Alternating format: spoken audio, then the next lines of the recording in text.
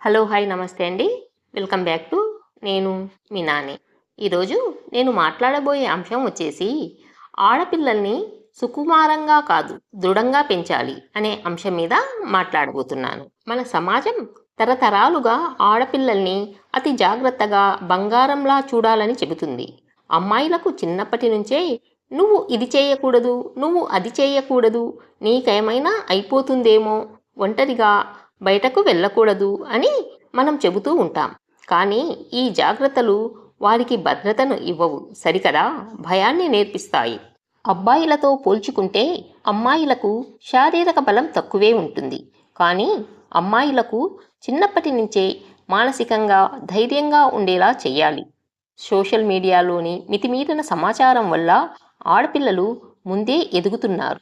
వీటన్నింటికీ అడ్డుకట్ట వేయాలి అంటే అమ్మాయిలకు విద్య, ఆర్థిక స్వావలంబనతో పాటు మానసిక స్పష్టత అవసరం. ఇది అబ్బాయిల పని, ఇది అమ్మాయిల పని అనే భేదభావాలు పూర్తిగా తొలగించాలి. ఆడపిల్లల్ని రక్షించాల్సిన అవసరం ఉంది, కానీ గదిలో వేసి తాళం పెట్టి కాదు. మనం వాళ్లకు ఒడిసిపట్టే బలాన్ని ఇవ్వాలి, కానీ అదే సమయంలో తన ఒంటరితనంలోనూ నిలబడే నేర్పును ఇవ్వాలి. ఎందుకంటే ఆడపిల్లల్ని సుకుమారంగా కాదు దృఢంగా పెంచాలి.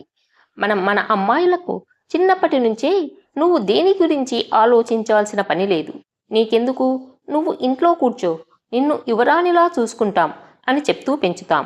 ఇది ప్రేమగా కనిపిస్తుంది, కానీ అదే ప్రేమ వారిని బాధ్యతల నుండి తప్పించుకునే మార్గం అవుతుందేమో ఒకసారి ఆలోచించండి. అమ్మాయిల జీవితం భద్రంగా ఉండాలని మనం కోరుకుంటాం, కానీ ఈ ప్రపంచం అమ్మాయిల అనుమతి అడిగి దాడి చేయదు కదా. అందుకే ఆమెను పోరాడే వీరురాలిగా తయారు చేయాలి. అమ్మాయిలను బయటకు వెళ్ళకూడదు అనకూడదు, బయటకు వెళ్తే ఎలా ఉండాలో నేర్పించాలి. తలెత్తుకొని నడవడం అంటే గర్వంగా కాదు, నమ్మకంగా జీవించడం.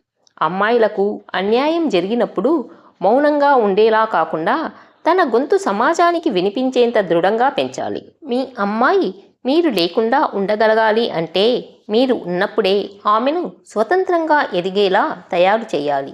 అవును, ఆమె స్వేచ్ఛ కలిగిన పక్షిలా ఎగరాలి, కానీ దాని రెక్కల్లో మీ ఆశీర్వాదం ఉండాలి. ఈ ప్రపంచం మారింది, ప్రతి వారి చేతుల్లో స్మార్ట్ ఫోన్ ఉంది. గందరగోళంతో నిండిన మనసుతో వాళ్ళు సమాజాన్ని అర్థం చేసుకునే లోపే ఈ లోకం వారిని తొక్కేస్తుంది.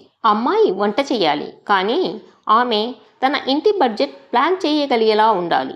ఆమె అందంగా కనిపించాలి, అలాగే ఆమెలోని అందం ఆత్మవిశ్వాసంతో కూడినదై ఉండాలి.